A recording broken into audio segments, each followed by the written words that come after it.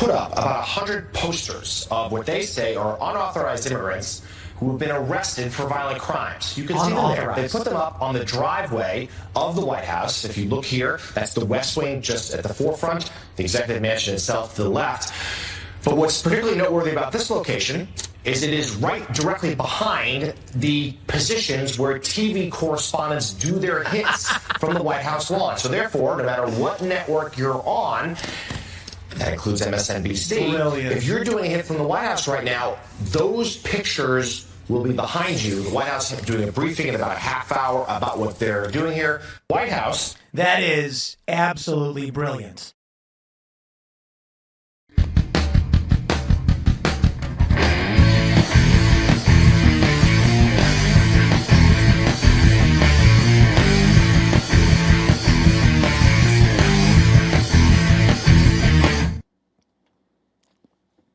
Yo, yo, yo.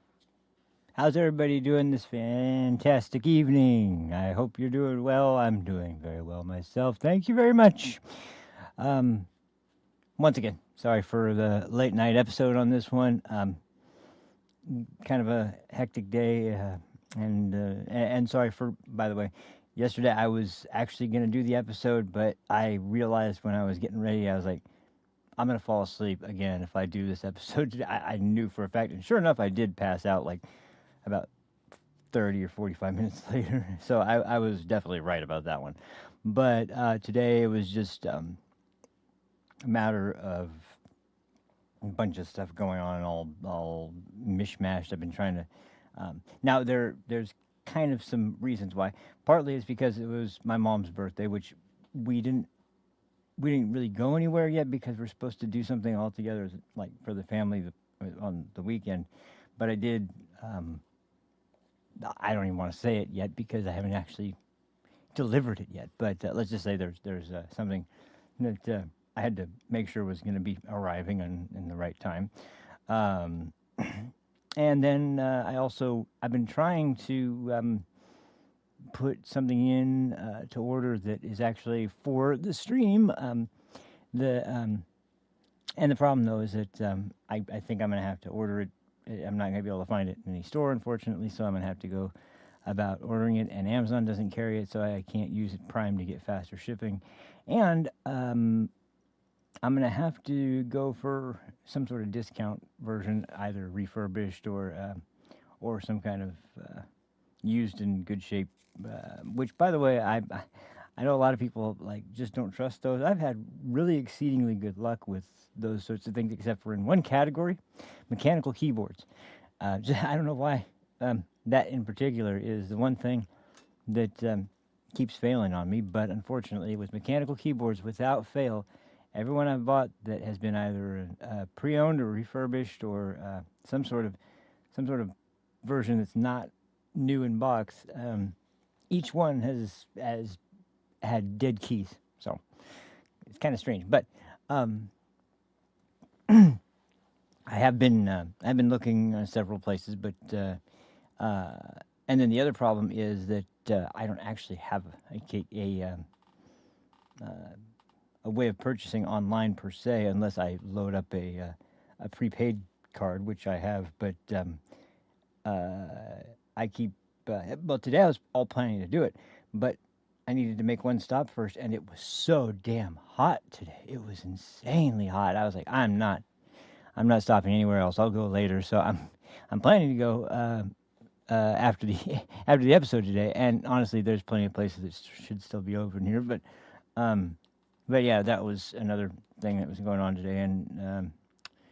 Yeah. So anyway, it was a busy day, and it is for the show. It is ultimately some things for the show I'm trying to get a hold of. But anyway, that was what happened today. Don't want to harp on it for too long. I just wanted to make mention. And also, there are a lot of clips today I've got to get through, so I'm going to try not to waste any more time. But I just am going to mention ahead of time. There's a lot of info to get through because there's going to be a visual exercise today. We're going to be spending a lot of time going through some show and tell, or maybe some exhibitions of Exhibit A, Exhibit B for leftist nonsense and mainstream media bullshit, because there's a lot of that going on, and it seems there was an error.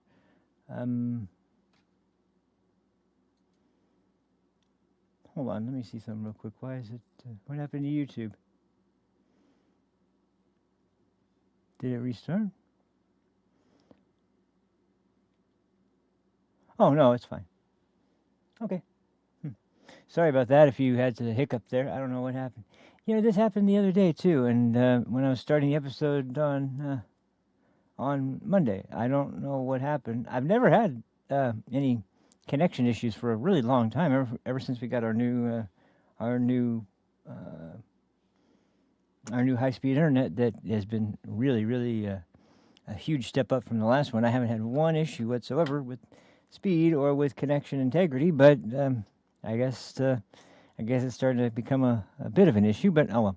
Anyway, so on to what's been going on. So as you can tell, they were not. Remember how on the last episode, if you were here, I made mention that this is one hell of a troll by Donald Trump. Wow, this was such a clever way to troll the media. Well, I was obviously pretty damn accurate, because not only was that little angry piece highlighted at MSNBC early this morning, but they have been, and I kid you not, this is so pathetic, they have been blurring out the photos of the people on the different line, on the different signs. Every single photo of these illegals have been blurred out. And what I find incredibly despicable about this, besides, I mean, it is funny, but then you look at the bottom of this, you see countless times, you see murder, child molestation, child abuse, like the most sickening, disgusting crimes imaginable, and usually followed with some kind of other, other list of charges. But just remember, like, these are the people that are being prioritized. And I did watch Tim Pool's show, and there's another segment I believe I'm going to be talking about. Because it's got a couple of important points that it goes over. But the thing that was pointed out that I was about to focus on is one of the guests on the show was talking about how we need to really ramp up the deportation so that we can really get these mass deportations going. And while I agree, yeah, that is the ideal, I do understand the route that the administration is going in this scenario and why they're choosing to do it this way, even though, yes, it would certainly be faster to just not look at past criminal behavior, not look at not look at any kind of rap sheet they may have, and just go into an area where there are people who are undocumented, and if they can't provide proof of citizenship, then you can arrest them and deport them. But I see it being twofold, being a better idea to do it in this way. Number one, it's a easing into tactic by the administration. So it's a way to get the more skeptical public to get, like, dip their toe in the water to kind of feel it out and just see if they can handle it. Because there are people that originally were, there was a lot more people originally that were seemingly against this until they started hearing the details about who a lot of these people are. I think that was when a lot of these approval numbers started to rise, because I mean, you can't be someone who snuck into the country several times, has raped and trafficked children, has murdered several women, and rape them while they're dead or dying. I mean, you can't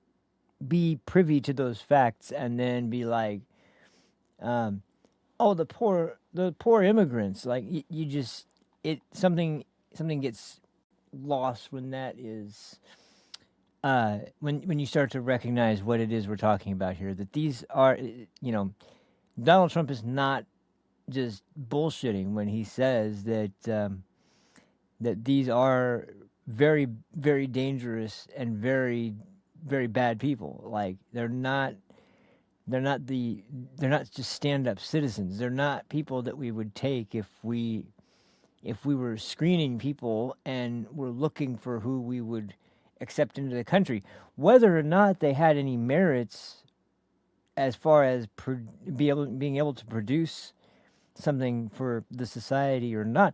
That's a whole different question. Even aside from that, and I mean, there's a strong argument there, and that's what I think the pro mass deportation crowds are getting at, which I agree with, but I see why they're handling it this way, because they just feel like the public is not quite ready for that, and if they see this process play out, which, I mean, look at what we're seeing already. We're seeing the defense of MS-13 gang members. We're seeing judges breaking the law to obstruct local and federal law enforcement from apprehending these people. We're seeing leftist media nonstop denying every aspect of reality to defend the indefensible, and I think that when you see that time and time again, you're gonna get so fed up. You're gonna be like, just get rid of all of them, and I think that's what the administration is kind of more or less looking to achieve by doing it this way, because obviously, there's ways they could certainly be doing more, but I also believe Tom Homan when he says that this is just a kind of personal mission for him, because of the fact that when you see a guy like that, and I've seen him on several interviews, and he talks about some of the more disturbing things he's seen. The one he highlights regularly is the 51 immigrants that cooked in the back of the tractor trailer in the Texas desert, essentially, and how he had to open the door and see like a 5-year-old boy in his underwear and take that boy out of the tractor trailer. Seeing a guy like that, watching him tell a story and then tear up because of it. I mean, you have to feel it. You have to feel the absolute agony that he is going through, just recounting the story, let alone living it. And I think that's what keeps him motivated from getting too wrapped up in the idea of everyone out now, and more in line with let's get the worst of the worst out. And I think there's another reason, and it's because the longer you focus on anyone else, the more at risk the public is. It's just a law of physics. I mean, or law of what's the word I'm looking for here? Statistic. Basically, if you're spending time on ones that aren't dangerous, as opposed to only focusing on the most dangerous, then the most dangerous are going to inescapably be ones that are able to evade for longer, because they're going to be the ones that obviously have the highest, the most serious reasons not to be caught. So they're going to take the most extreme measures to avoid being caught and deported. And they're also going to be the people who are most likely to cause further damage to the local communities. So there's also a public safety interest in going after those people first as well, because once again, it's not just the kind of bulk majority of the immigrants that are causing tons of harm to not just American communities, but even the illegal immigrant communities. It's the people that are there that are exploiting them that are actually the ones. And I think another thing too. This crossed my mind. Maybe I'm wrong about this, but I think that they also kind of, when they're counting on tips to kind of find these people, the people that are going to be able to find them, and they'll take anonymous tips. They won't pry into the identity of the individual if they get a tip from an anonymous source. And the best people positioned to give an anonymous tip are going to be other illegals that are going to be living around or even be in some sort of similar circle with these people, know what they're doing or what they've done. And as you've heard probably situations like this happening in murder cases or in trials where there's some sort of multiple homicide or something like that. The weight of the crime starts to get too heavy for someone in the group, and they are eventually going to crack because they're going to have their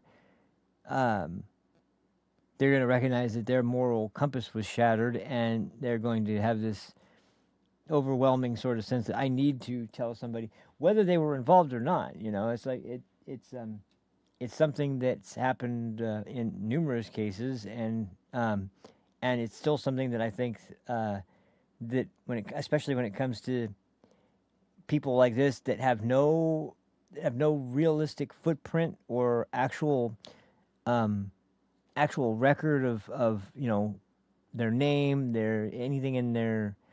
anything that they have as far as like credit or a home in their name or a vehicle in their name or anything like that. They have to rely on the communities in the area to report to them when they find someone who's doing something really messed up that they shouldn't be. So I think that's maybe another reason why, although I think the first two are probably the biggest reasons.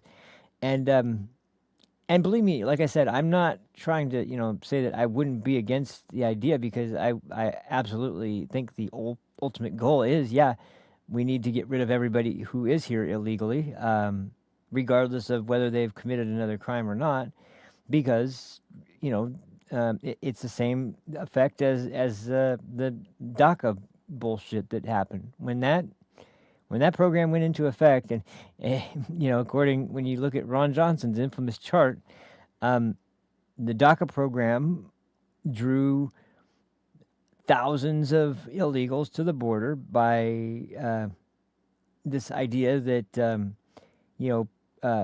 allow people that are not considered adults by the law to enter the country, and then they can become citizens, and then they'll be granted the ability to bring in mom and dad, and then this whole chain migration. I think that's one of the biggest overreaches, and one of the most ridiculous arguments that the left makes is when they argue for chain migration, because you got to remember, like, Hispanic. This isn't even like a something that's like a negative stereotype or anything, but it's just true. Like, Hispanics tend to be closer to their family members, or at least be in closer contact with their family members than most other racial demographics, and so when they immigrate to the United States, they tend to want to bring not just their mother and their not just their nuclear family, but like their cousin and their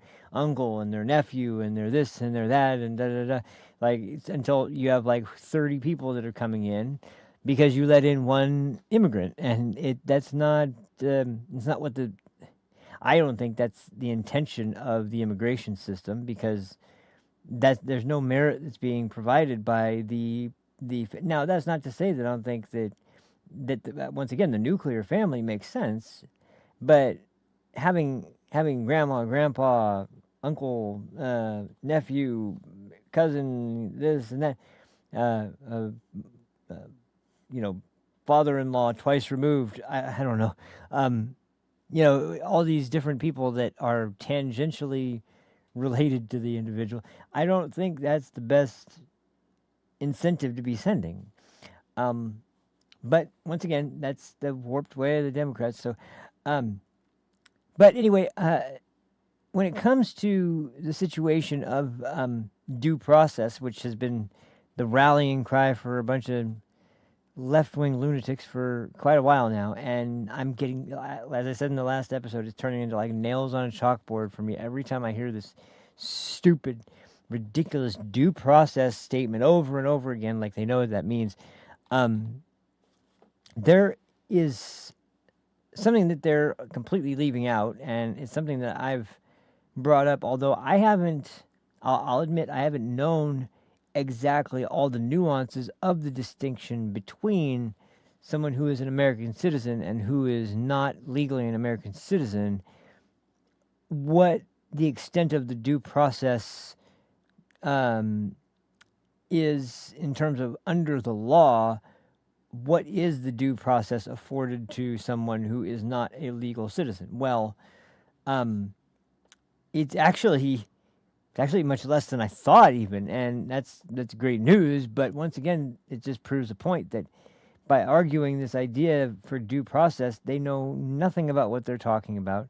And as I've said before, there's people that have had the due process and have been issued a final notice of removal like 3 or 4 years ago, like over the course of like a few months after Biden took office, and were amongst the first people to enter. A lot of them have had final notices of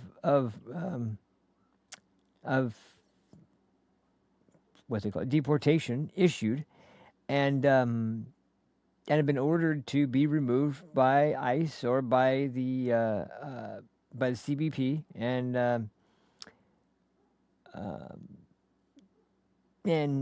that, you know, they just decided, well, okay, all right. And as I think I jokingly said last time, under some piece of garbage like Mayorkas, he's like, man, okay, well, we'll get to this at some point. We'll set them over here. That's fine. And then ends up with probably a stack like this big of all the people that had the due process, that were ordered to be removed, and that he, as the sitting director or secretary of Homeland Security, is deciding, yeah, well, we can get around to that eventually. Right now, we got to focus on those terrorist parents at school board meetings. We got to make sure that they aren't causing any kind of concern as far as our trans allies go. I mean, you know, that there's a little priority difference here, and you can see it quite obviously in the difference right now. But back to the subject of due process, what exactly does that consist of? Well, once again, as I didn't know, I did see. Let me see, who was it? It was on Tim Pool, and it was the let me see real quick. There's several clips here, and I'm just trying to make sure I know what. Yeah, this is it. So Tim Pool basically lays out, and as I said, this is the same conversation where they go over the idea of ramping up the mass deportations, excuse me, to get to the point where they're finally like you're here illegally, you got to go. They discussed that once again. I'm in agreement with that, and especially when you hear this argument, it's very persuasive because. Tim Pool, finally, this is something you can listen to and like lay to rest any kind of claim that you hear now, because this is the law. This is the due process that's afforded to illegal citizens, illegal aliens that are not here by any kind of lawful order or any kind of formal process being made into full-on citizens. There's nothing. They were just waved in by a rogue administration. That's it. So I really like this. I really like this segment because this is exactly the kind of thing you need to hear when you hear over and over again, but due process, but due process, due process, due process. It just gets, geez, just shut up. So anyway, and I'm not saying just shut up because I think that I think that you're wrong. I'm saying it now because I know you're wrong. You're an idiot, and you're trying to manipulate people into believing that there's some sort of.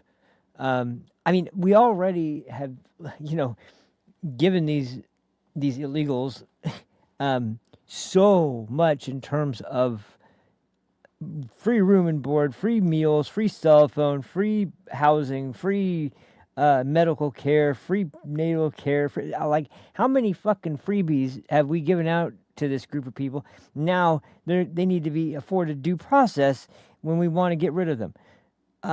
Like anybody that argues that these people are treated better than like poor black Americans, poor white Americans, poor Hispanic Americans, any American, like, there's no case to be made. These people have been treated 10 times better than most American citizens that are the ones that have unfortunately slipped through the cracks or slipped into poverty. There's not even any comparison here.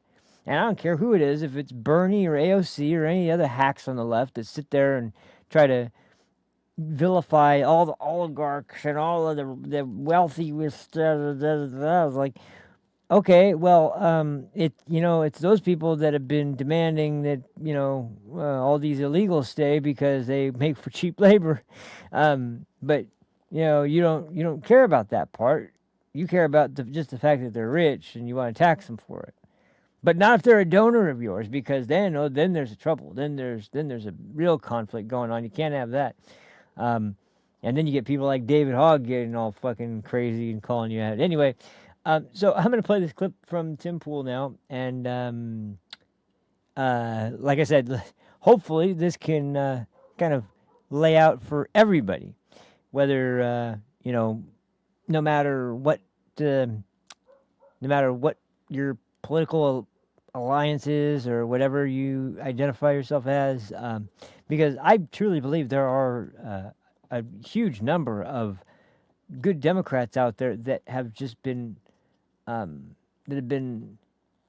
confused and pushed into a state of paranoia and hysteria by a leftist media and leftist establishment and democratic leadership, or at least the prominent democratic leaders, into believing a bunch of bullshit that's just not true. So here's Tim Pool laying out the case against due process, more due process, and then we'll follow up this with a little bit of a kind of what do you call it? Just sort of example of the kinds of things that people are willing to do when they believe that this due process hasn't been given to these people. So anyway, let's get this clip rolling. This was, I believe, yesterday. So yeah, it was on the same show as the one from the opening clip. So I believe it's the same one. So yeah. All right, here we go. And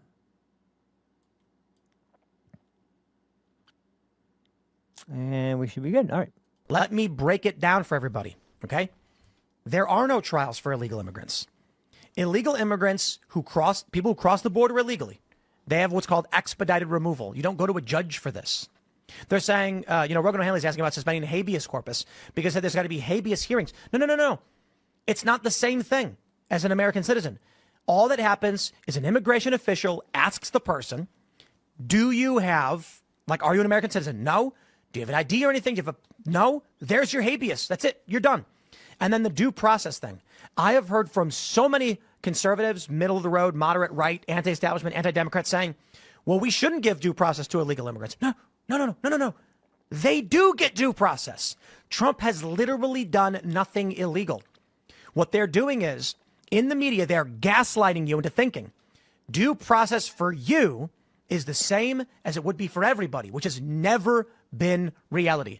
That's the case I've been stating. As I said, I knew that the idea that due process for an American citizen is a very different thing than due process for someone that is not in the country legally.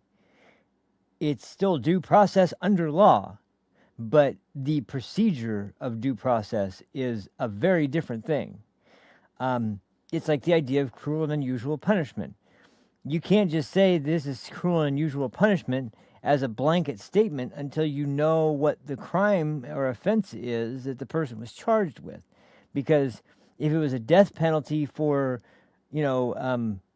for stealing a candy bar or something, like Democrats try to pretend that is happening to black people every day or something, or if it's because of them carrying a bag of weed or whatever, like they try to make it out to sound like black people that are getting arrested all the time, and it's always for weed. That's always the excuse. It's like it's for weed.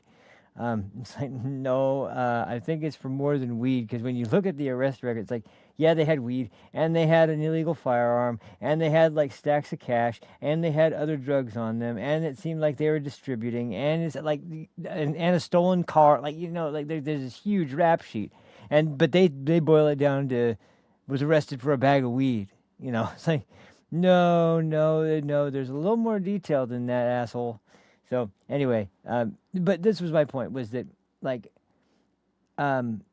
the left is trying to do what they always do, and they're good at this in a way. I mean, it's good for people who are once again predisposed to believe people that are this fucking sick. But once again, if you, especially because we were talking about a lot of these people, they're people that still trust legacy media and grew up with legacy media, and it's all they know. They're usually people who are not really accustomed to online media and online podcasts and live streams and any kind of alternative media at all that is usually broadcast in online sort of online domain, or even just alternate radio channels or whatever it might be that you're picking up from, like satellite radio, whatever it might be. There's no alternative method that they know of that is something that has earned their trust, and they also have spent all of their life believing in this one, which, for a while, if you have teachers, like I've talked about several times, when you have a teacher in California teaching journalism to students and stating things like true objectivity is impossible. Your job as a journalist is to make sure that you make sure that as little of your biases are coming out as possible, and hopefully and being suppressed enough that they are not they're not recognizable from your actual work that you point out. But everyone will make mistakes and everyone will have a bad day, but always strive to do the best that you can to make sure that you are as impartial as you possibly can be. This was, once again, a guy who grew up in California, spent a lot of time in the Bay Area, might I add, during the whole hippie movement, was mostly accustomed to the West Coast when he was a journalist and a reporter, worked in large newsrooms and worked in newsrooms where he was the only reporter on staff. Literally, I mean the only reporter, like the only journalist, photojournalist, opinion writer, everything, and did basically every single aspect of the paper except for the senior editor-in-chief position that decides on the very, very final decision, and then and it doesn't have to do with journalism itself, but has to do with, what do you call those, like the ads and stuff from people that have a business they're advertising.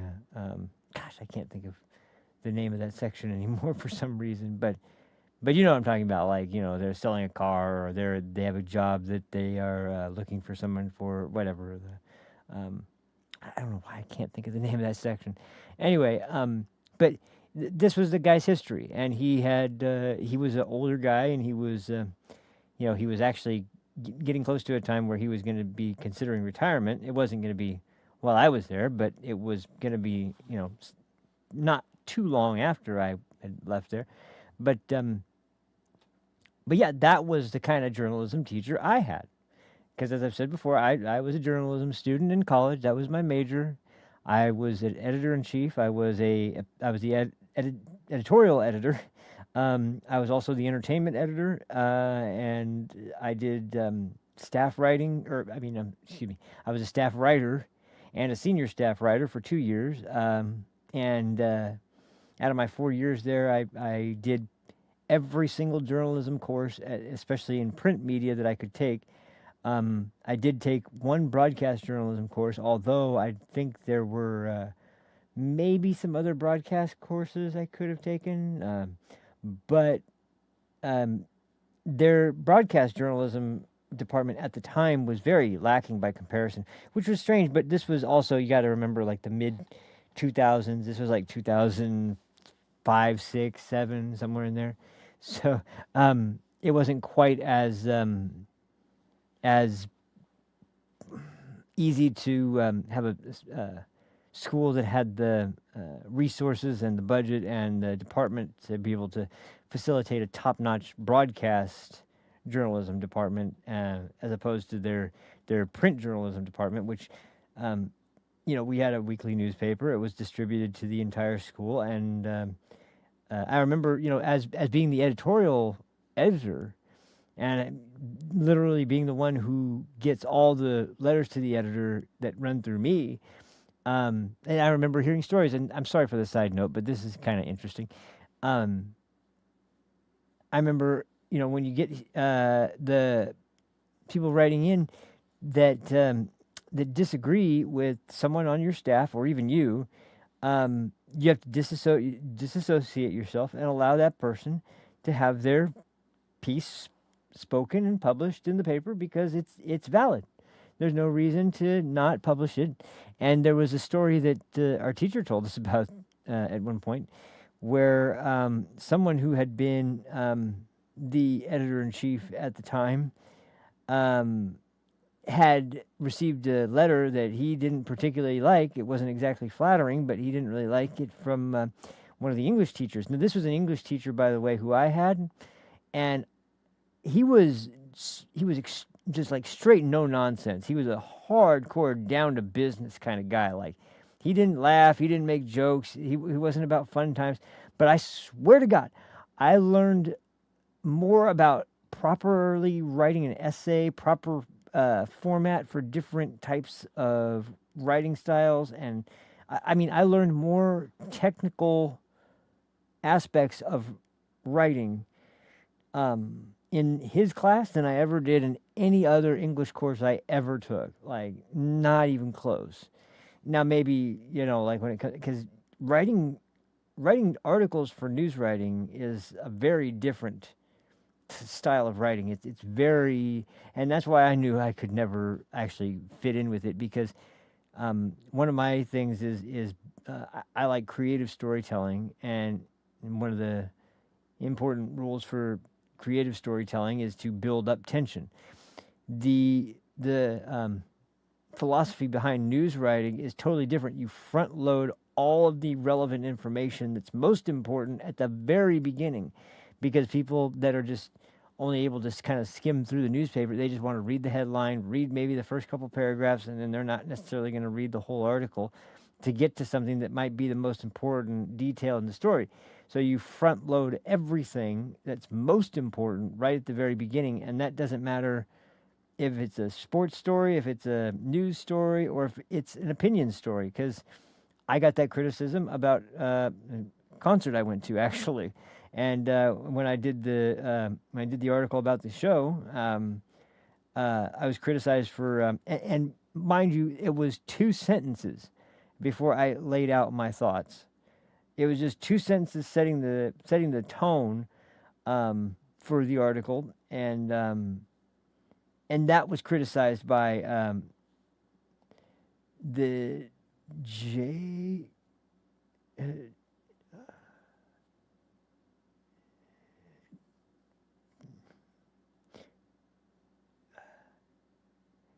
JACC, that's it. Journalism Association of Community Colleges. Their employees. That was it. I couldn't remember the name of the organization. Journalism Association of Community Colleges. When I submitted that story, they tore it apart, and I'm glad they did. Rightly so. I learned a lot about what was wrong with my my writing style for journalism by that criticism. Now I still did what I needed to do to improve, and tried my best to follow that kind of format for the rest of the time I was there. But it just is kind of one of those nuanced, important facts about news writing that if you were into any kind of creative writing, or even in some cases of nonfiction, you don't necessarily think to dump the entire important climax of the information right at the very beginning, because the purpose of news stories is very different than the purpose of recreational reading, or even reading for historical importance. Like, that seems to need to follow a more chronological sort of turn of events, as opposed to there are of course exceptions, but like in most cases, when it's a historical text, you will find that it's going to be chronological, and even if it's just a bunch of boring stuff that happens in the second half, that's the way it's going to be. Whereas with creative writing, that's where all the most important stuff is going to be, is in the second half. The whole first half is going to be building tension, building suspense, building mystery, So these are all such. But my point around the whole thing is that this is all the stuff that I learned from a journalism college from a college where I took journalism in California. And think about California now, and think about the bullshit that comes out of this state, and the ridiculous kinds of college courses and college classes that are offered here, and what it produces. And then think about that. Think about what I just was laying out. The difference is night and day. Like, you don't learn that anymore, and sadly, I doubt that it's because of that these journalists, because I would guess that a lot of them are older than I am, which would mean that they had similar, if not even more, strict courses on journalism when they went to college, but they probably went to I'm talking about a community college here. Not a university, not a Cal State, not a national university. I'm talking about just a community college, just a local community college. Granted, a community college that for this region is pretty highly regarded, or at least was at the time. But to be honest, I don't really know at the moment. I don't know. I do know that this town itself that I live in is not the most political at all. Like, we've barely had any kind of, and not to get into too many personal details, but just to point out, like, there's never been a huge, real serious amount of like dangerous kinds of shit that happens during some of the more dangerous times in the country, because this town has such a strong ability to separate national politics from the city. But during the whole defund the police thing, the mayor here was like, "Nah, we're not doing that." Because our police force has, it has some dicks, but I've been pulled over before several times, and not like all, maybe 4 times in my life, or 5, maybe. Usually, I think 3 times was for an out tail light. And so, but anyway, the point is that, anytime I've been pulled over, almost every one of them was somebody being very respectful, being personable, striking up small talk, having a decent conversation, just gathering information, not being a jerk about it. Like, it's a very different town, and I'm very fortunate that despite being in this crazy state that is riddled with immorality, I just happen to be in a place that is just surrounded by all the immorality and at least maybe somehow walled off from it. But anyway, we'll get back to this now. And I'm sorry I went on a long tangent, but that was all just to kind of say that from the media spin, this is their way of presenting the story by withholding information that they don't want you to know while presenting you facts they do want you to know and hyper-focusing on just those facts. And that's what really skews the situation to be as convoluted and difficult to understand as possible, which is why you get a bunch of people protesting about due process. Anyway, here we go. If you are an illegal immigrant, you have a hearing. You have an immigration official who just says it could be an ICE agent. There you go. We have an administrative warrant. Goodbye. Deportation. They negotiate with your home country. There's no judges. There's no juries. There's no trials. It is in out. If the Trump administration wants to get anywhere near their goals of these mass deportations, they need to be absolutely relentless and cannot give up to any of these fake news immigration story narratives. As soon as some of these start to pick up hold and they try to have due process and review all of each individual illegal immigrant we try to deport, we will get nowhere. There were 20 million some odd illegal immigrants in our country right now, and if anything, I don't believe the administration goes far enough. I think if we really want people to self-deport in mass numbers, we are going to need to hold people who employ illegal immigrants knowingly accountable. I agree with. Because there's still a whole underclass of people here who are working illegally, and we're going after the criminals right now, right? On Pebble Lane in the White House. That's what they were showing, people, criminals. But, I mean, the fact of the matter is most illegal immigrants are criminals in the sense that they're in this country illegally, but aren't, murderers or committed burglaries as were the criminals on Pebble Lane Street. So I guess the idea here is they need to move fast and they need to actually get to rev this up and not only go after criminals if they want to get anywhere near the mass deportation numbers. I do think Stephen Miller has been doing an effective job at this. Tom Homan has been deporting illegals for 40 some odd years, longer than I've been alive. So I think the Trump administration's in good hands with some of these immigration hawks that are in there. I just want to make sure we have this for everybody from USA.gov. Because this is what the subject is. After a non-citizen is detained, here we go. They may go before a judge in immigration court during the deportation process.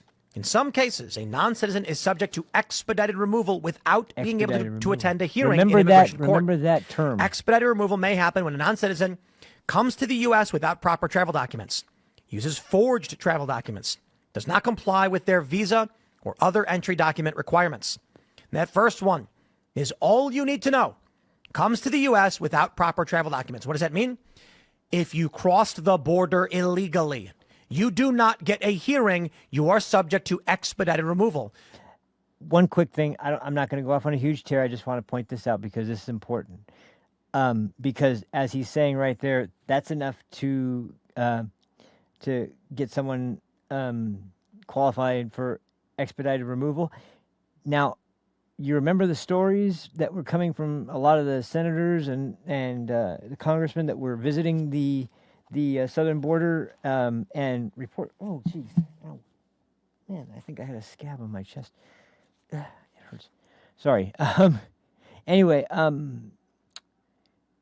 there was so many stories about that senators were talking about and even reporters were talking about where they were finding along the Rio Grande banks just, huge numbers of dropped and tossed IDs and paperwork and, birth certificates or documentation of citizenship from certain countries, visas, all this information. Why? Because the point was they wanted the least amount of formal notoriety of who they were as possible. Because obviously, when it comes to letting people in illegally, you're going to want their record to show nothing, because it's better than probably showing what likely would be on their record if they're fleeing their home country and running through the Darien Gap and running through all of Mexico. And it's just like, it's insane. That's what they're doing. So they're ensuring the process of expedited removal by tossing out all of that stuff before they went to the border. Because at the time, the cartels and the way the business operated was like, yeah, just go there and say you're seeking asylum. And like, the administration was doing that, and they also were using the parole system, which is, once again, in a whole nother story, but not at all meant for this sort of purpose. And the very idea of what they're doing to try to get in easier is the very reason why they are subject to expedited removal, because they threw all their information that they actually were carrying away before they got to the border, like right before they got there. And they're obviously instructed to do it because that's where thousands of them were found. But, it's like, that's how the business operated. So it's just an interesting fact about that, because it wasn't like they just didn't have the papers, or they just dropped the papers, they lost the papers, lost the information. No, they purposely ditched it just before they got to the border. Just before they got to the border. So that's another important fact. It's like, once again, they have no proof of citizenship of any country or whatever. They say some people are coming from China, some people are coming from Central Africa, some people are, who knows, some people are coming from the Middle East, and it's insanity. But they're saying they're coming from here or there, wherever, who knows where they're coming from. Some honest ones are telling them where they're coming from, but even those people are making a picture that's pretty scary. But anyway, back to the story. That is your due process. The process that you are due in this system is non-citizens as it pertains to deportation. Calls from your so I implore everybody out there to understand that Democrats are lying when they conflate a jury trial with due process.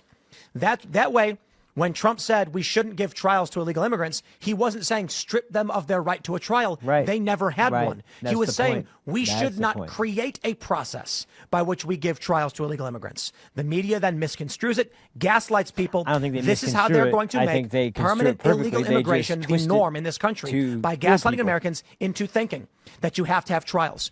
So that way, in 2028, if a Democrat wins, or maybe 2032, they'll then go, but don't forget, it is the norm in this country to have a jury trial anytime a non-citizen enters the country, which makes it impossible to deport.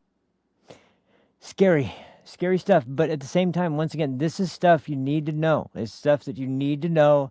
And when you hear the people crying and wailing and moaning about how, due process, just remember that. The due process afforded to American citizens and afforded to illegal immigrants are totally different standards of due process. And there's good reason for that. If you're not an actual American citizen, you shouldn't be given the rights of American citizens, including the right to a fair trial, judged by a jury of your peers, because you have no peers. I didn't, like you shouldn't anyway. There's probably enough illegals to where you could be, but let's be honest about that. They're not going to vote, vote in an unbiased manner. I don't even get me started. Anyway, I just thought that's a great intro for something a little bit more somber, a little bit more down to earth, because this is what was being talked about in the first couple of years of the Biden administration. This is one of my all-time favorite clips from the House, and it is it's from a time when Democrats had the majority, and so of course they're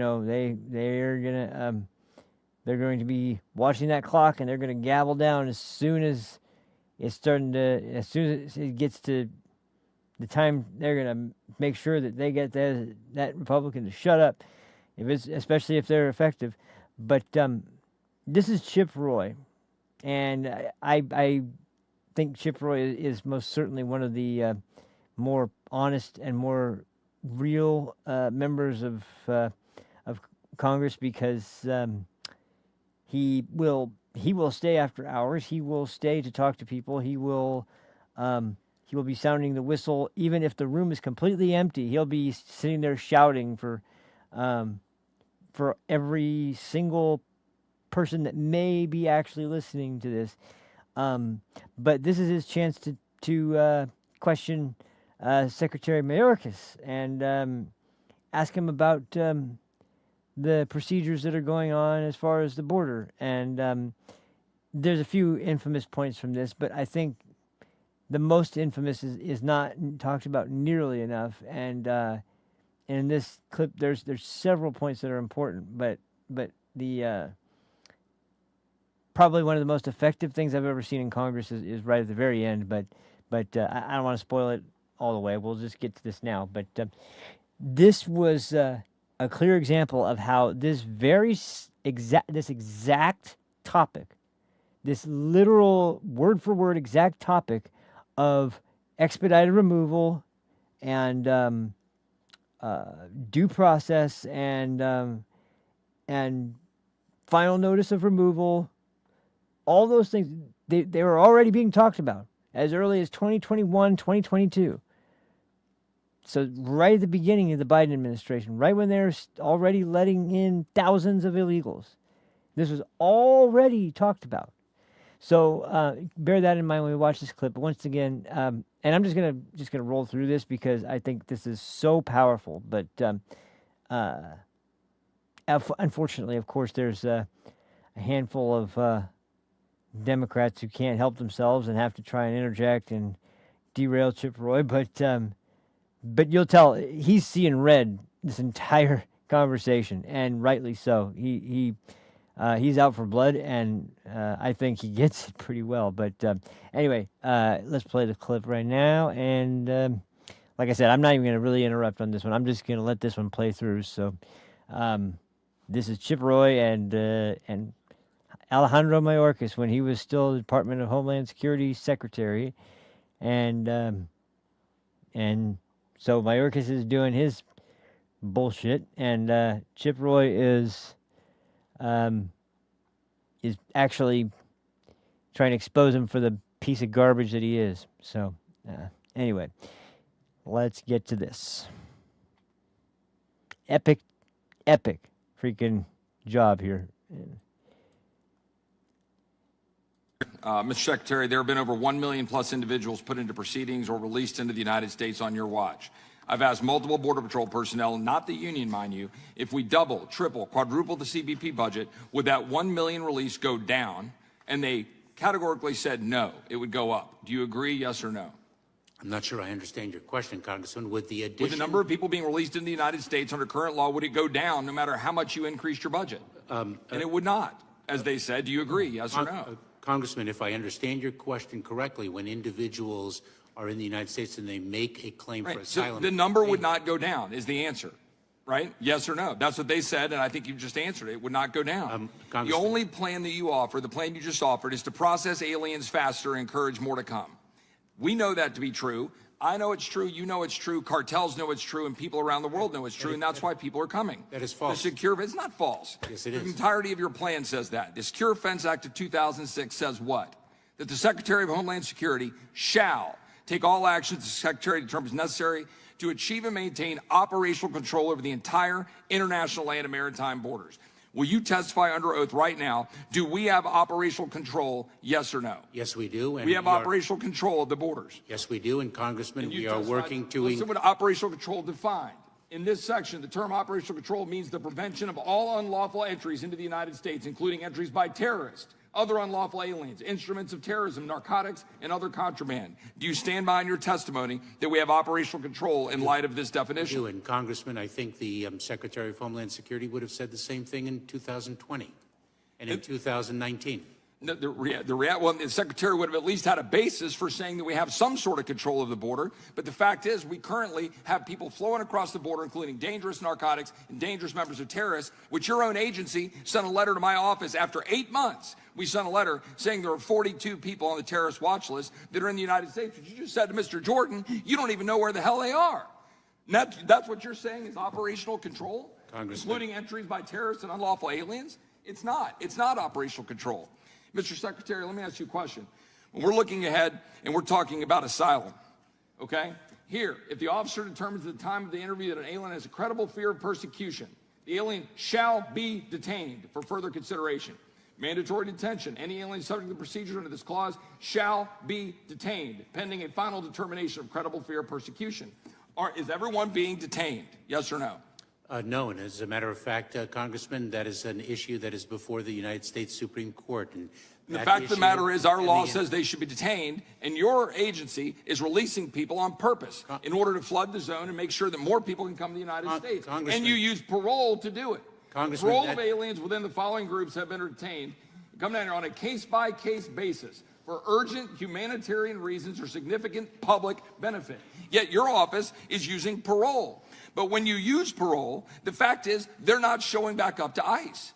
Your own letter to Senator Johnson, to this committee, have acknowledged they're not showing back up to ICE. How can you be saying that you have operational control or that we're securing the United States when they're not showing back up? Congressman, are you actually interested in the facts and the law? Yeah, I'm reading you the law, and I'm actually talking to you about the facts about who's into this country. Actually, you're now let's actually go to something that's Chairman, can the witness be allowed to answer the question? Well, there wasn't a question there to be answered. Gentleman's time. Point. Now let's talk about the damage being done to the United States of America. Mr. Secretary, do you know what this is? This is a mobile morgue, a body trailer, needed by counties in South Texas overwhelmed by dead migrants. That particular trailer is filled with these bodies, 27 bodies that were stored in this mobile morgue in South Texas with dead bodies of migrants. Dead bodies like this one found on a ranch just 3 weeks ago in South Texas. A dead migrant. Somehow that's compassion. How about the dead bodies found by migrants? Compassion. How about the ranchers who had to walk out of their door, and this is what they faced. Gentlemen with rocks threatening a rancher in South Texas, only able to be saved when they were able to bring their dogs out to scare the people away in order to save themselves. Or the fact that you've got houses being attacked, you've got livestock dead on the side because we've got ranches wide open. How about the little girl here with a brand on her arm? A little girl with a brand on her arm because of your policies. A little girl here in the desert found by ranchers trying to save their life. And how about the lost voices for people dying from fentanyl? The tens of thousands of Americans dying from fentanyl. Faces of Americans across this country dying because of fentanyl pouring into our country. Time of the gentleman has expired. You know full well. Time of the gentleman has expired, Ms. Encouraging people to come here, harming Texas and harming this country. You know it. And you're ignoring the time actual of truth. the gentleman has expired. He no longer has. Just for your information, Chairman Nadler finishes that sentence by saying he no longer has time to slander the secretary. Slander is making an accusation that's false. Everything he said was 100% true.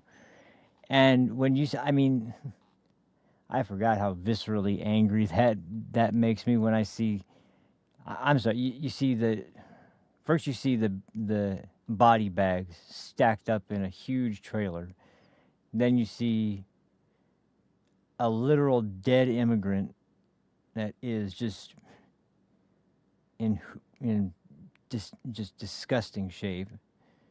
Then you see, aside from the immigrants at the man's door, then you see dead livestock. Then you see a little girl, couldn't be more than 8 or 9 years old, maybe even younger, who was fucking branded. Because she became the property of the cartels by crossing the border. And you see right there, like, every single aspect of the law. And you know what's interesting about that is he says that's before the Supreme Court. Mayorkas tries to say that the idea that we don't have to detain people who are here seeking asylum, quote unquote, which once again, you know, they have no, first of all, if you're coming from a country that's not Mexico, Canada, or potentially within the areas in the Gulf of America, then then you pretty much don't have a claim for asylum. Period. Already. Maybe if you're coming from a European country where there was no other possible way, you have to look at the circumstance. But for the most part, if you're coming from South America, Central America, or if you're coming from China, or if you're coming from, I mean, the idea of asylum, I've said before many times on this show, is you're trying to escape a country based out of credible fear of great bodily harm or death by your own government or by a civil war or something of the like that. So the theory would be that you would stop at the first country that is safe outside of your own.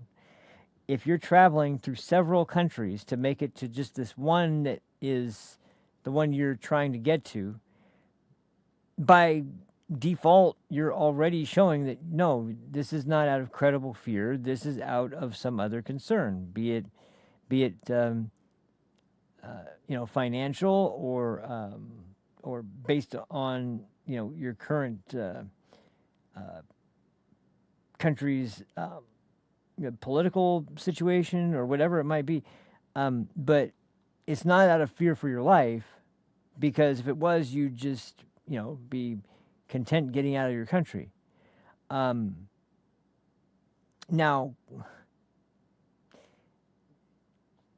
the idea that, once again, and this is so fucking amazing thinking about this now when we have all this stuff about judges and how the Supreme Court, the Supreme Court has told Trump, when, once again, it's arguable, but what wasn't arguable was when the Supreme Court said, no, you can't just release immigrants into the country without detaining them and determining whether or not they meet the claim for asylum.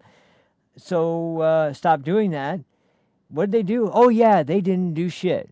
They kept releasing people. I didn't hear any cries about constitutional crisis then. I didn't hear anybody complaining on the Democratic Party about how this is a threat to democracy and this is destroying, years, centuries of our of the very foundation of this country, and because they're full of shit. And this wasn't the only thing they did that defied the Supreme Court. They defied the Supreme Court several times.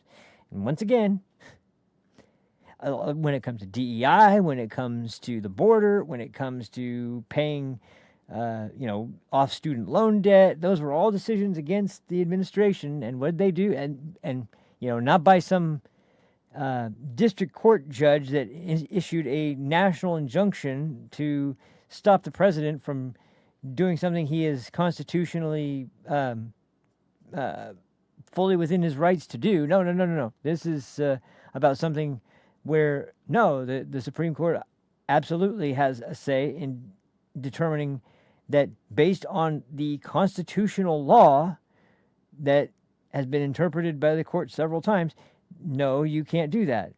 And, that's why when Obama was president and there were those cages that weren't exactly visible very easily, and they discovered them and he became known as the deporter-in-chief, that wasn't such a good look. So then we have to stop letting people into the facilities. And if you remember at the very beginning, they was talking, COVID, you can't come in to these facilities where all these migrants are. And we found out it was because, it's because they're literally laying on top of each other in plastic cells that are sealed off from each other. That's why they don't want you in the facility. It has nothing to do with COVID. It has to do with the fact that we're putting them into a position where they're literally stacking immigrants on top of each other. Barbaric. And now, after they let everybody in that had no business being here because their job was to, as the former, compare once again, everybody in this administration now, like Bobby Kennedy Jr. versus Javier Becerra, that compared immigration and custom enforcement to fucking Henry Ford and the assembly line. These are sick fucking people. And the idea that somebody like that would be the head of Health and Human Services, yeah, Health and Human Services, my ass. It's just, It's such a night and day difference. It's amazing. But anyway, to move right along, because like I said, there's a lot to get to in this episode, and this is just kind of to pivot real quick to second, but equally important topic, because this is the other main thing I'm talking about today. This goes into the situation with the judges, which I didn't even know about this first part I'm going to play until I saw this clip. It was on the Matt Walsh show this morning. So one of the people that was caught harboring criminals, one of the judges, was literally dragged kicking and screaming out of the courtroom. And talk about a perfect symbol for the Democrat Party in 2025. This is the Democrat Party in a nutshell, encapsulated in about 30 seconds of footage. It is the perfect distillation of literally everything that they stand for and are doing, and their tactics right now, summed up beautifully in this clip. So let me play this real quick, and then we'll get to the real meat of the judicial story, because we're going to go over the quality of these judges that the left is so outraged about. Oh, that's right. This is in the same clip. There's a little bit of a crossover here, because there's also a little interjection from Rachel Maddow, who, of course, is the constitutional scholar that she is, talking about the importance of the respect for judges that we should have in this country, and how the tyrant Trump, who is persecuting judges, is so evil, even though these people were literally aiding and abetting the facilitation of illegal immigration and illegal harboring of known criminals within, or obstructing law enforcement from capturing these individuals. I mean, where's the argument? Judges aren't allowed to do that.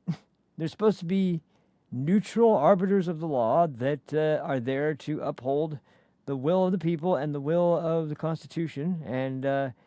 And once again, they're the symbol that of Lady Justice wearing the blindfold. That's why the title of this episode is that she's only blind in one eye now, because one side she views blind and applies the standards of due process and fair application of law to, but that's just one side. The other side, she doesn't. So it really is pretty much unfair for everybody, because once you start making exceptions for one and fucking over the other, you've basically decided that you're going to view things differently. You either can see or you can't. You're either Lady Justice is blind or she's not.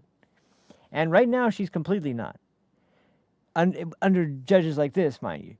And this will come to a greater point after this clip. But first we have to get through this. So first funniness, and then a little bit of a, funniness isn't a word, something humorous, and then something enraging. But let's start with the humorous part first, and then we'll get to the next part. This is,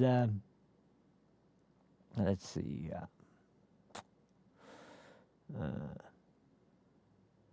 Oh, wait, that might be in a different clip.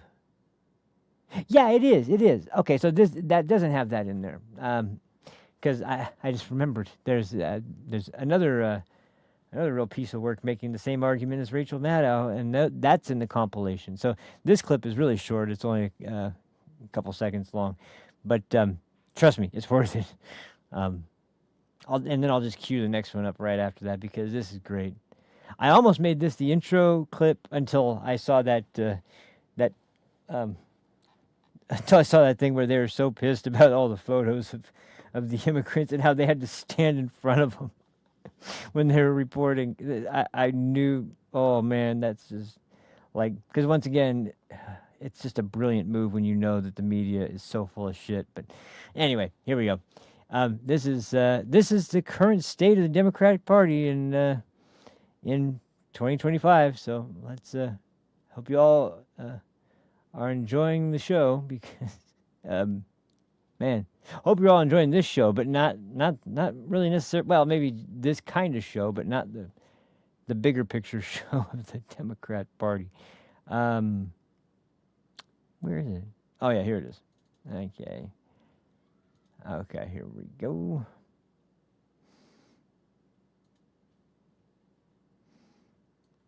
All right. All right, you ready? You ready for this? Here we go.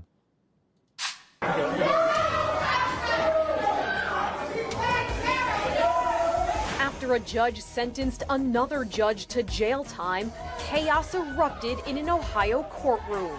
And taking the defendant into custody wasn't so easy, as a court officer had to drag her out. Today, a whole new level. Today, the FBI arrested a county judge in Milwaukee, Wisconsin. According to the FBI, this judge knew that Trump's immigration agents were outside her courtroom waiting to arrest a man who was before her court. They say she sent the immigration agents away from her hearing room and then escorted the man and his lawyer. Once again, going real quick back to what I was talking about with my experience in journalism in college. The words you use can be, the English language has a lot of different words that mean the same sort of thing, essentially.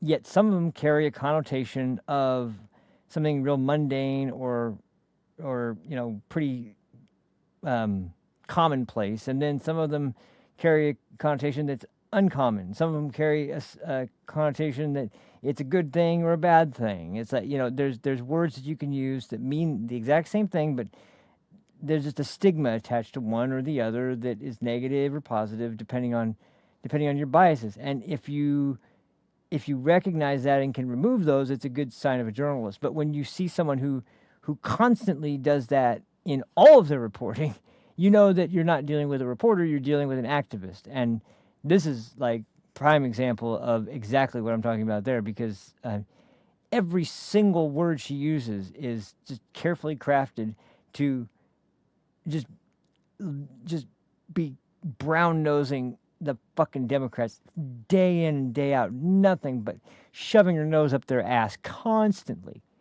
And the rest of the time is all about, I'm fighting the man, the evil Republicans and their evil leader, MAGA Trump people. It's like, it's so obvious to spot. It's pathetic. And yet, nobody can really, and that's what I mean. Like, not everybody's taken a journalism class to know the way that people speak in reporting can be carefully crafted to almost, like, some people described it as almost like hypnosis, in the way that they subconsciously get you to sort of be sympathetic to someone while be more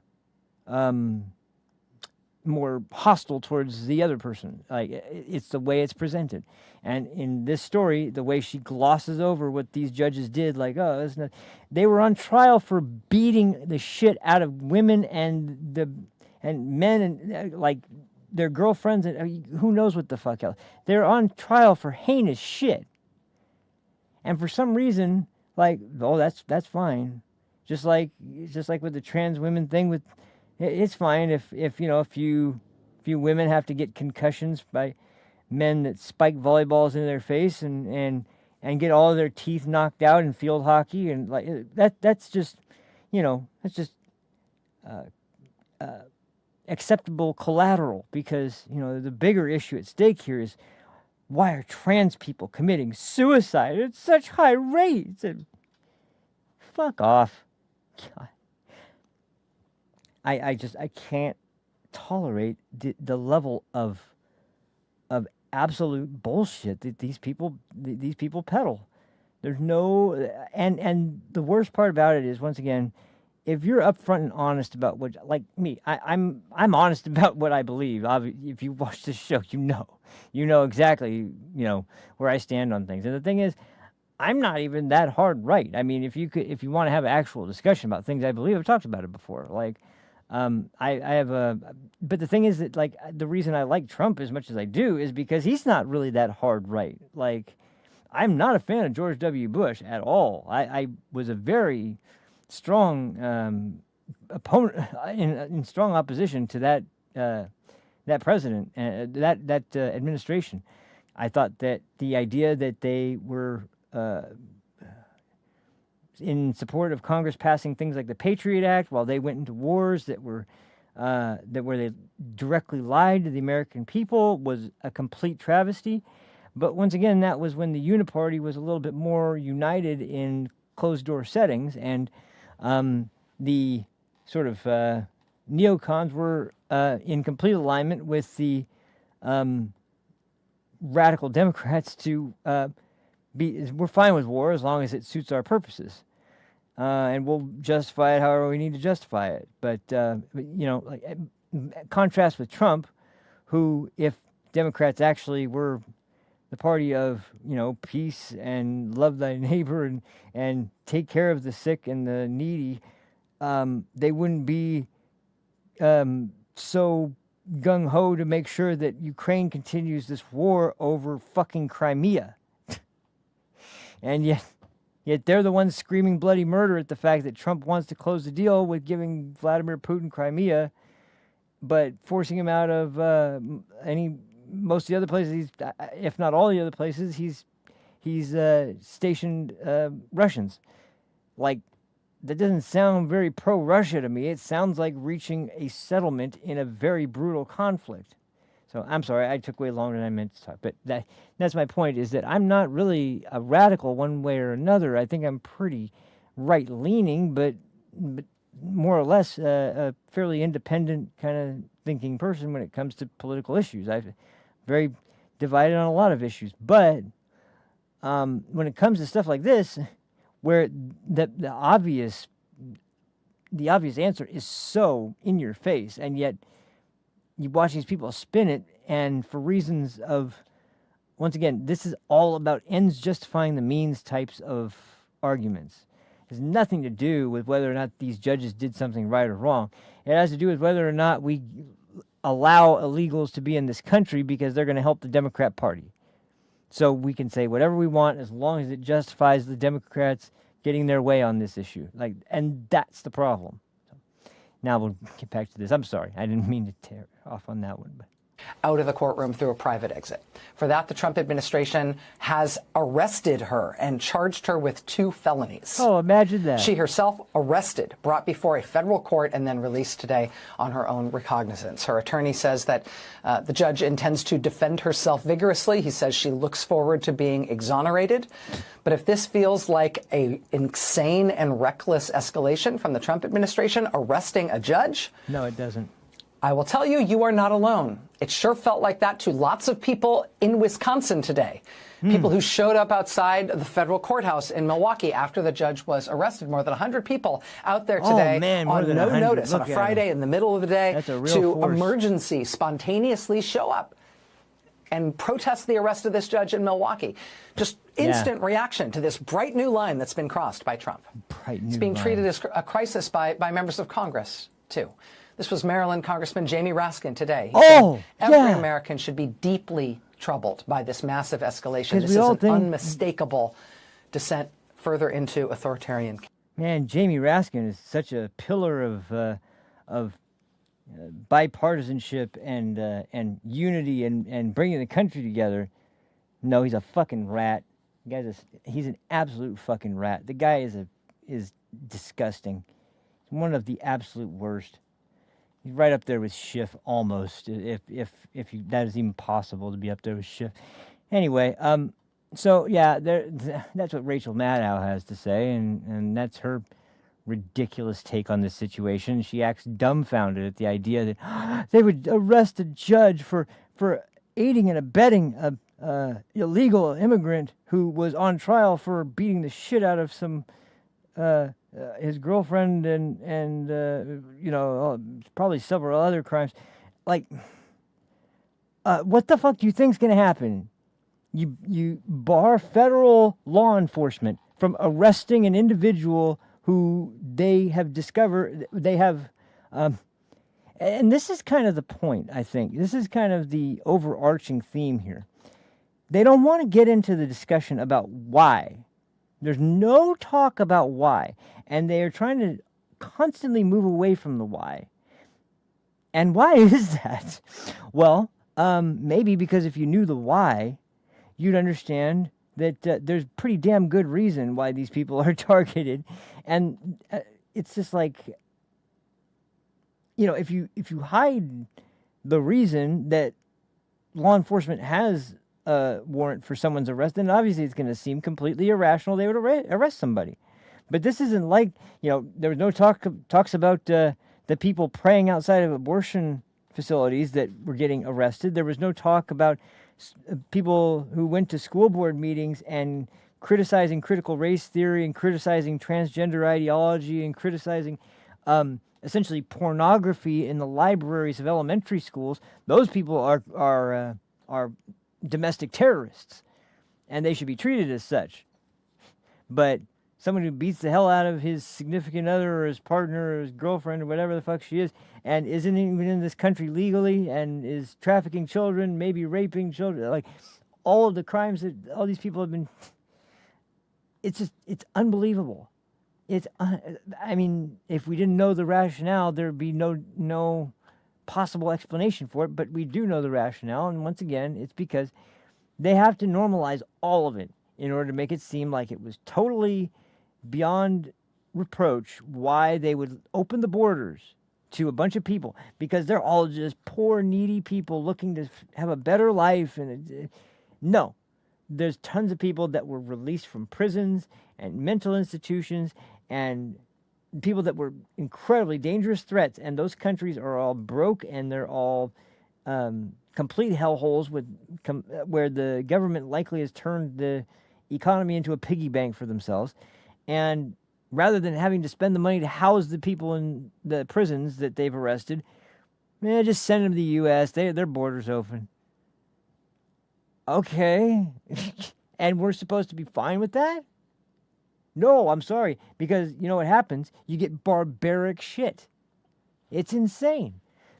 Anyway, and I'm sorry. Like I said, I'm riled up on this one. And I knew I was going to be, and I knew going into it I was going to get all worked up. But hold on just a second. I want to see one thing real quick before I play this. I think this is the last clip, because this is basically in response to the claim about the judges being, you know, these bipartisan pillars of justice. I just want to make sure I know what's in this clip.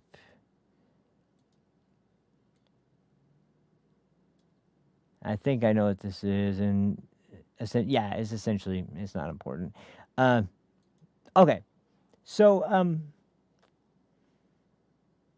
this is just to kind of because I told you we're going to be going over things that are answers in this video about why these things are happening, and not just abstracts, not just pointing out random facts about each situation, but an overarching theme, like, once again, due process. What is the due process that is supposed to be in effect, and has it been honored? Well, yes, it has. What are they doing? They're saying it's not happening because they are selecting a standard that is not applicable to non-citizens. In this situation, they're crying wolf about judges being arrested, because how dare they just arrest these non-partisan servants of the court? Well, let's not forget the caliber of individual that was nominated to the Supreme Court. And let's also not forget that not only did they roundly, and by they, I mean the Senate, and because the Senate is the one who is the body that essentially has to go over each federal judge that comes before them, because they're lifetime positions. They have to go over each judge and one by one confirm them, and they have to pass the confirmation process in order to become lifetime judges. And the only way to remove them is to impeach them or impeach them. I guess is the only really, unless they decide to step down. But that's good luck with that. But essentially, we already know by Chuck Schumer's own admission that luckily, according to him, at the end of the Biden administration, they blitzed the freaking Senate with all these insanely radical judges that were, by his own admission, once again, progressive judges, very anti-Trump judges, and they've been ruling against Trump time after time after time. His exact words. Just like his exact words before Gorsuch and Kavanaugh, not Justice Gorsuch, not Justice Kavanaugh, about how they released the whirlwind and they are going to pay the price. And, you know, so if you're a Republican, if the Congress or the Senate is majority Republican when you're nominated and confirmed, then you're a corrupt, evil judge. If you are nominated by nominated and confirmed by a Democrat-controlled Senate, then you are beyond reproach. You can do no wrong, and anybody even thinking about arresting you is Hitler incarnate. So, you know, we already have Chuck Schumer speaking about this, but just to give you a flip, because I haven't done this yet, and I really wanted to do this because I've watched several of these, and when you listen to these people, you get the impression right away, these aren't people. These are artificial humans created by the Democrat Party to repeat slogans that were told to them before their confirmation hearing. They don't answer questions. They refuse to answer questions, even though you know where they line up automatically by way of their slightly hinted at sort of positions, but also because of the questions they do choose to answer and the way they choose to answer those questions. But then when you ask them to apply the same standards to something that is controversial but more left-leaning, then suddenly it's like pulling teeth trying to get an answer. And I have an example of just such a case that was right at the tail end of the Biden administration. And this is Senator Kennedy and Senator Cruz, both questioning two nominees. And this will close the video with this. Just watch the way that these nominees answer the questions. Simple questions, honest questions, pretty straightforward questions. But listen to the way they answer them. And I could go through example after example after example all day if I wanted to, of people that have sat in front of this committee and sounded just like this. Now, even Ketanji Brown Jackson, who couldn't define what a woman is, sounded pretty reasonable by comparison to most of the fucking lunatics that show up here. But let's not get ahead of ourselves. Let's just watch the freak show in action, because I swear this is like, imagine these people. Imagine the people in this video that are being questioned. Imagine what they're going to be like when, because they're going to get confirmed. If the left is in control of the Senate and Biden nominated them, they got confirmed. I watched it time after time after time. There was not one. I mean, that's one thing you can say about Republicans. Once again, there were nominees that Trump brought up that they were not confirmed, because the Republican senators, even when they had control of the Senate, like, nah, this one's just not right. We'll have to try again. Democrats don't do that. Democrats do not do that. There's not one nominee that's too extreme, that's got too extreme a position, or has too big of a history of nonstop extreme political activism. Even a woman who, by the way, wouldn't admit to it, but it was pretty obvious she spiked a bunch of trees because of the fact that she didn't want any loggers coming into the area to cut down trees. So she has no problem with the potential of someone losing their fucking face to a chainsaw, as long as people don't cut some trees down. And that's the kind of person who was nominated as a Supreme Court justice, or not Supreme, a United States District Court judge, once again, under the Biden administration. So it's astounding when you see this. And so I don't want to build it up anymore. We'll just get right to it. But man, this is the caliber of the people that the mainstream media is going to bat for as these stand-up judges, like I said. So here we go. Let's get this clip going. Where is it? Here we go.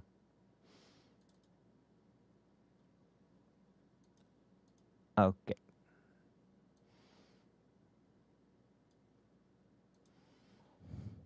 All right.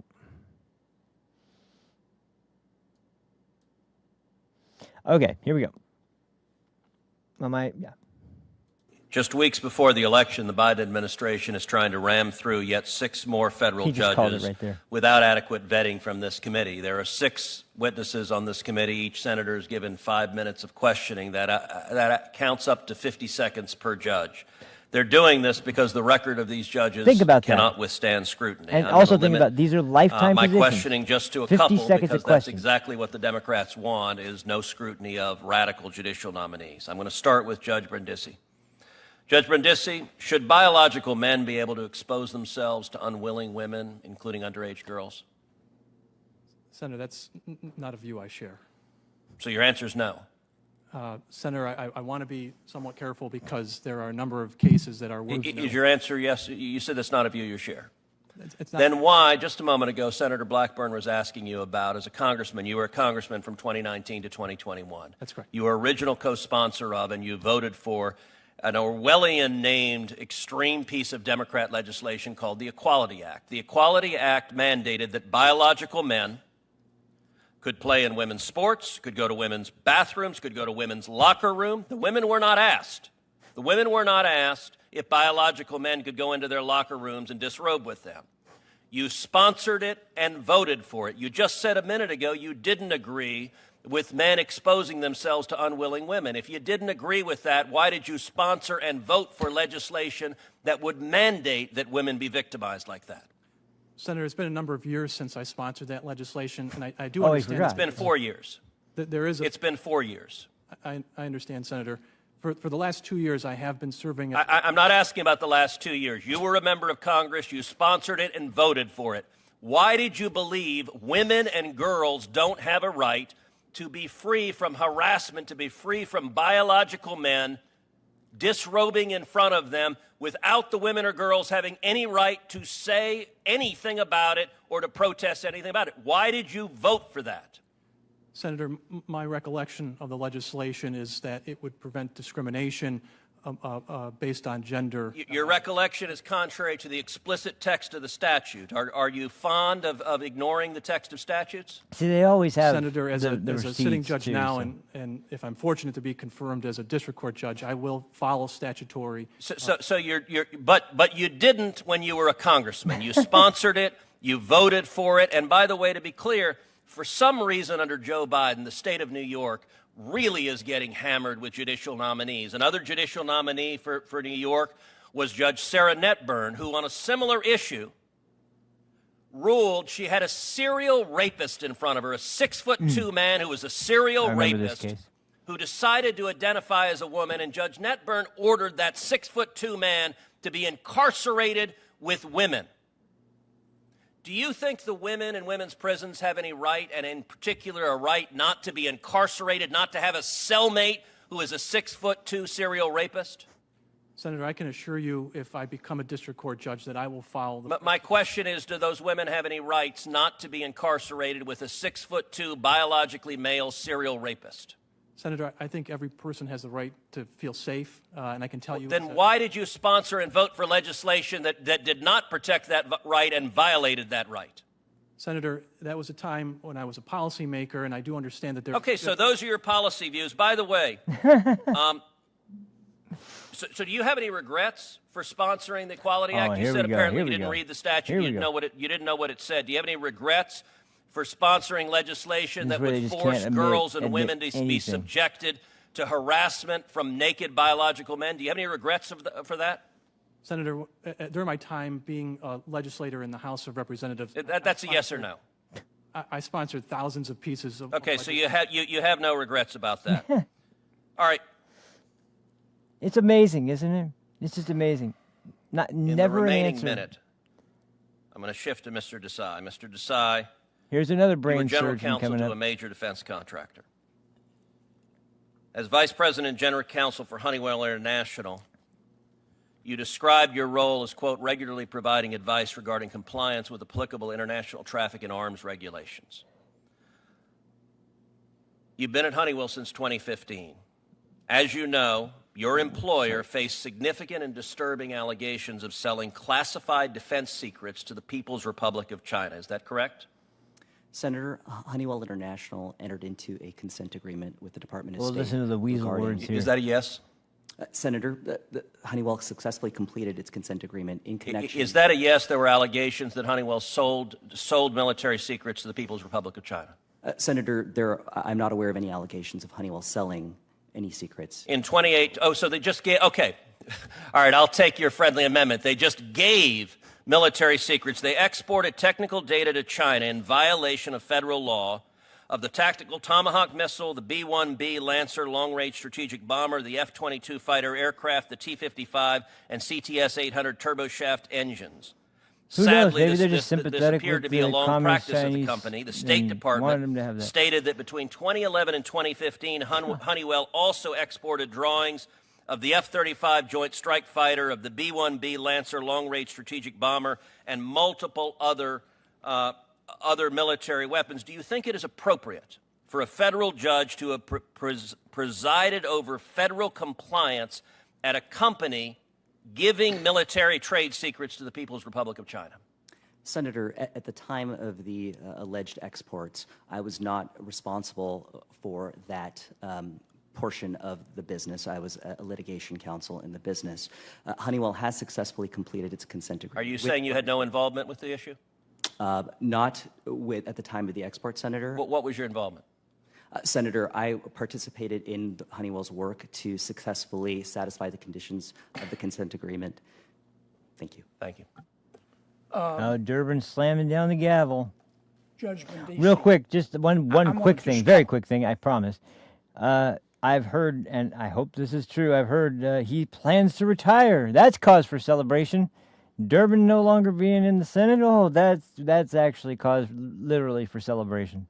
So anyway, if it happens, I'm going to be on the air here cheering for it the day it happens. But anyway, I'm sorry. We'll get back to I just had to make note of that. To you about the law, I'm not interested in what you believe. I'm interested in Kennedy how goes you think. straight to the point. This is, he's always great at this. Start Great with at this. reapportionment law. Can a state legislature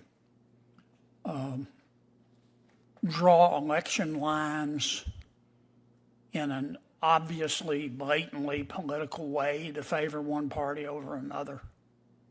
Good morning, Senator Kennedy. My understanding of the law is that He gets to issues say such no. as partisan gerrymandering are considered political questions. Yes, sir, but can you answer my question first, if you don't mind? Because I've got 6 folks here in 5 minutes.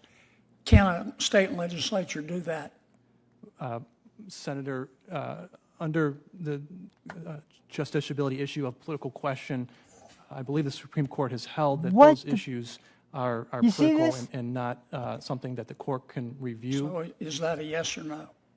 Senator, if they're drawing them for political reasons, as you put, He said and at the not beginning. for discriminatory purposes in any means, then I This is believe a under joke. Supreme Court precedent that would be a political question. Okay. This is so Is that a stupid. yes or no? He won't give an answer. And this is what they do. I think it's a yes under your scenario there. Again, Senator, I'd have to review the facts of the case and hear more about the reasons behind the lines that were drawn. Tell me about the political question. I'm sorry. We were just talking about political questions. Tell me about the government speech doctrine. You'll see that a lot in federal court. Tell me about the government speech doctrine. Are you referring to under First Amendment, Senator? Yes. So my understanding under the First Amendment that there are particular forms of speech that, depending on if it's content-based speech or content-neutral Yes, speech. so that's on the private side. I'm talking about the public side.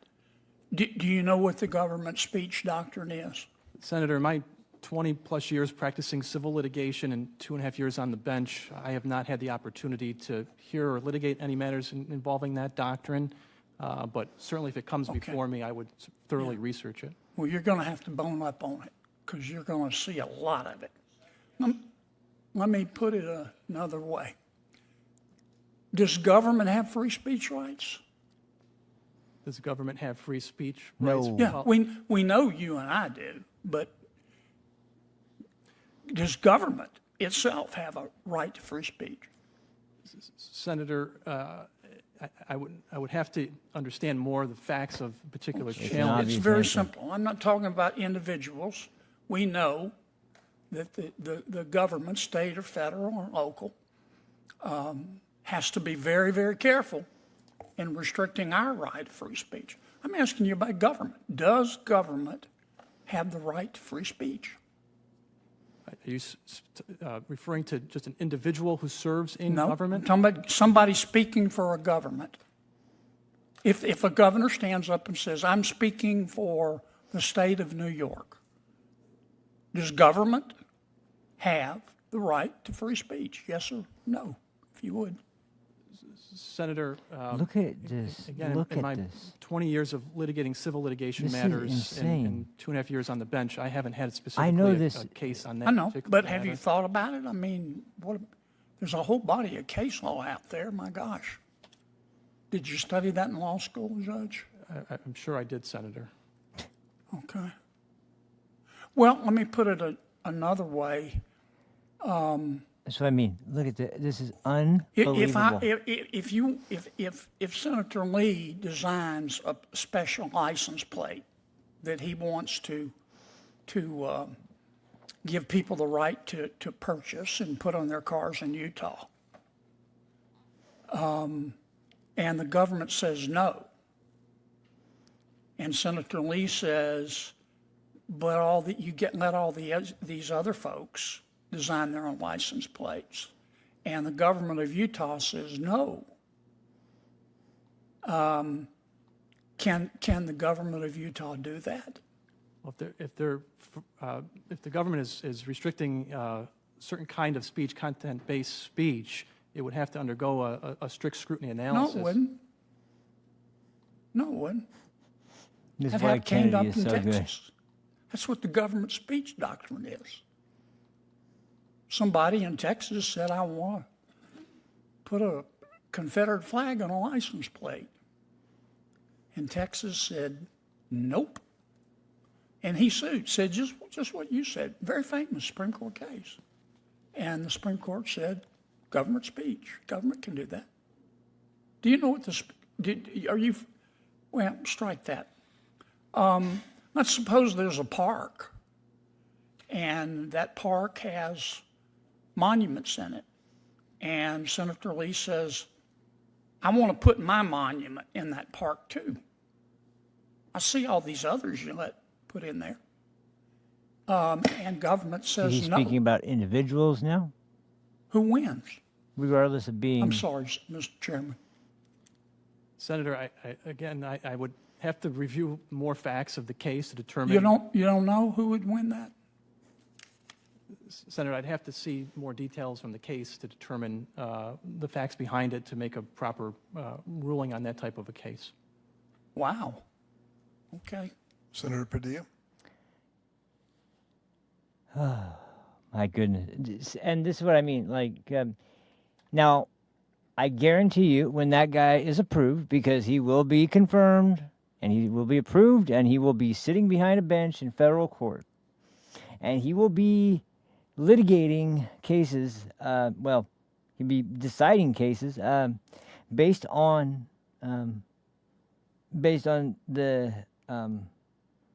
the individuals in front of him and their particular cases and the events behind the case. But someone like that is and you should, that's not even the worst of it. This guy was a complete numbskull. You should see some of these people who have this history of activism where they have gone in front of huge crowds and argued about how systemic racism is embedded in the fabric of this country. And imagine someone like that sitting on a case with a police officer who had to use deadly force to save the life of an individual, even if they were black, and had to kill a black suspect to actually do that, to save the life of somebody else. You think there's any possible way in hell that judge is not going to do everything in their power to squash that case for the defense and make it so that the prosecution is built up like crazy? And because you're supposed to behave in a non-biased way, but these people have been through law school.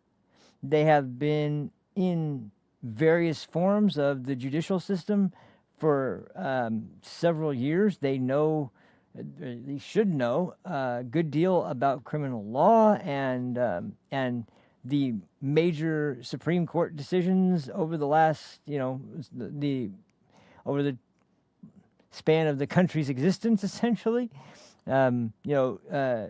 The precedent for some of the most highly and hotly debated cases, and know the outcome, know the precedent, and know the facts surrounding it, and that's so. That's one thing. They should know that, but then you find out, they spent most of their time throughout their time in college and their time in public service, advocating for all these causes. They're a part of this nonprofit and this activist group and blah blah blah. And you think they're going to be non-partial?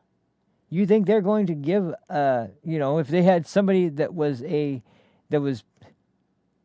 seen wearing a MAGA hat in some rally that he was at, you think they're going to give him an ounce of of mercy whatsoever? No, absolutely not. You wonder how a bunch of people could have been locked up for January 6th if they didn't even actually go into the building and were just for standing on the lawn? It's because of people like that were elected by completely partisan Democrats, and not elected, I keep saying elected, who were nominated and confirmed by a bunch of partisan Democrats just like that have no interest in an impartial judiciary, no interest in an impartial Supreme Court.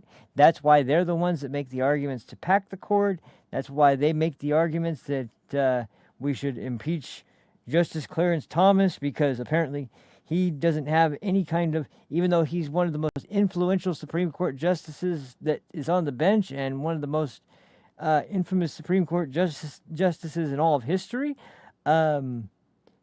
No, it's because of his wife, Jenny, and because she's white that he capitulates to all the... I mean, this is sick shit. And yet because he's a black conservative, or at least it was known to be black conservative, and despite his huge body of work that always references, I mean, talk about somebody that knows the Constitution inside and out. The guy references, chapter and verse on every single decision he makes. And they don't care about that. They don't care about any of that. They just care about one thing.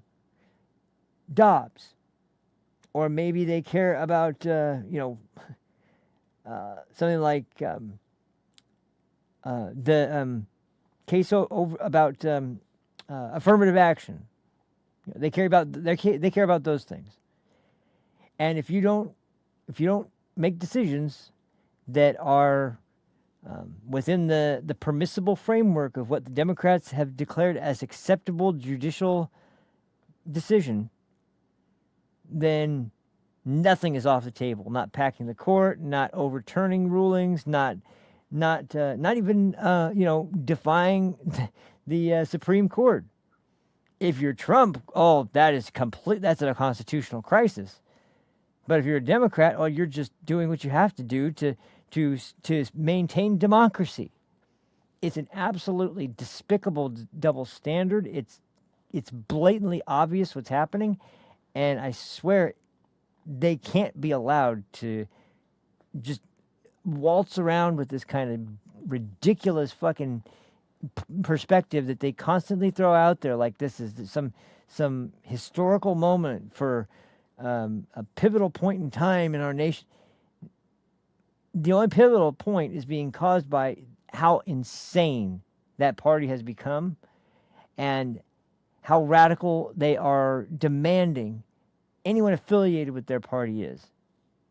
And it really is becoming so amazingly divided in the Democrat Party that something's going to give. I don't know what it is at this point, but something's got to give. Either the party is going to go fully radical, or there's going to be a division of some sort, and one side's probably going to fizzle out, and it's probably going to be, in that case, it would probably be the radical side.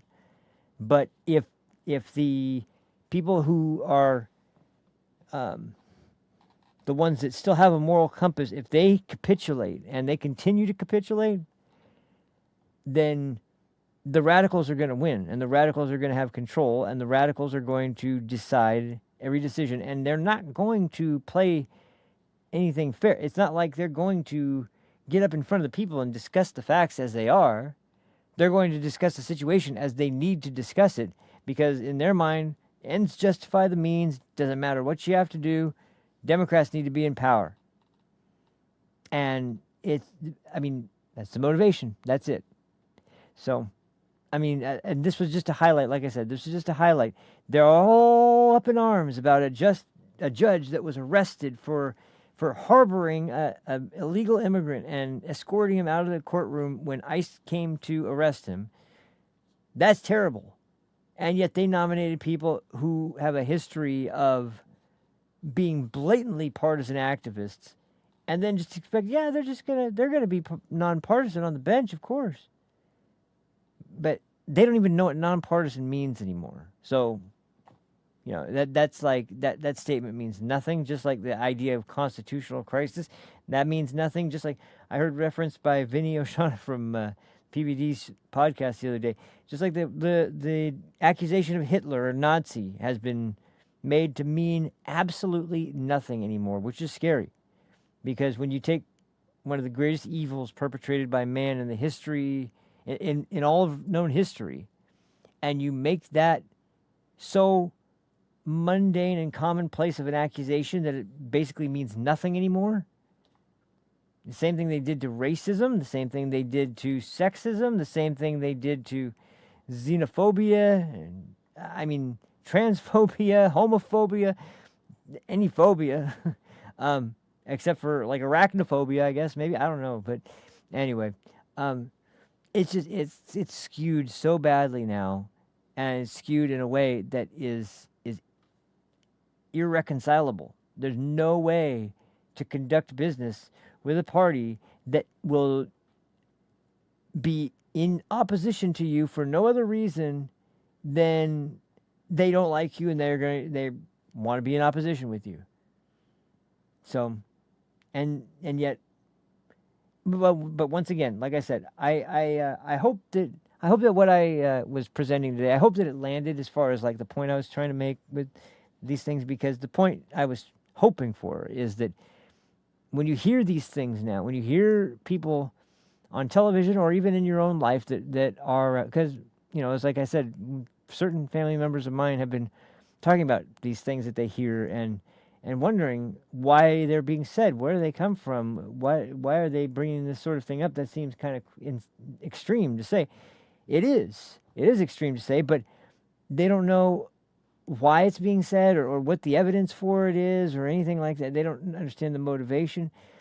I hope that this video could at least show to an extent, like, what is the motivation? What is the rationale? And how is it they arrive at that rationale based on, what's happening in the country right now and the demand for uniformity amongst the Democrat Party as far as the party, the people in the party at leadership positions, not the rank and file voters or anybody like that, but the actual people who decide policy and the people that are in positions of some kind of power in the country, those people, they are all acting in a way that has nothing to do with the best interests of the country, and are basically selected now by their allegiance not to the United States but to the Democratic Party. And that is the real problem, and that's the real scary part, is that party uber alles, party over everything else. It's about the Democratic Party. It's not about the country. It's not about the process. It's not about the history of the country. It's not about anything that it's achieved. It's about Democrat Party interest, period. Full stop. No, nothing is more important. So, yeah, that was, I hope that there was that illustration through what I was presenting today. Thanks again for watching, everybody. I'll try to be on tomorrow. Like I said, at the beginning, I've got some things I'm working on that I'm trying to get. I'm actually supposed to be getting some computer parts tomorrow, hopefully, and they shouldn't take too long to get installed, but if it does end up taking a while unexpectedly, I might not make it, but I'll try to make it tomorrow. But if not, like I said, I'm at least making the episodes now, and like I said, they're late, but they're showing up. And I gotta say, it's been kind of slow, and I knew it would be, but it's faster than I expected. There's been some returns that have been people that have watched the show in the past that have come back now that I'm more regularly on the air, and I can't thank you guys enough. I really appreciate it. I really appreciate your guys' support. I really appreciate everybody that checks the channel out, whether you stick around or not. I really appreciate it. I know in the last couple of weeks I've been really more worked up than usual, and I apologize. I want to get back to something a little more fun, hopefully soon. But I've never seen something in our country so, honestly, so sinister and so, honestly, chilling to me that not only is this kind of thing said, but people actually believe it.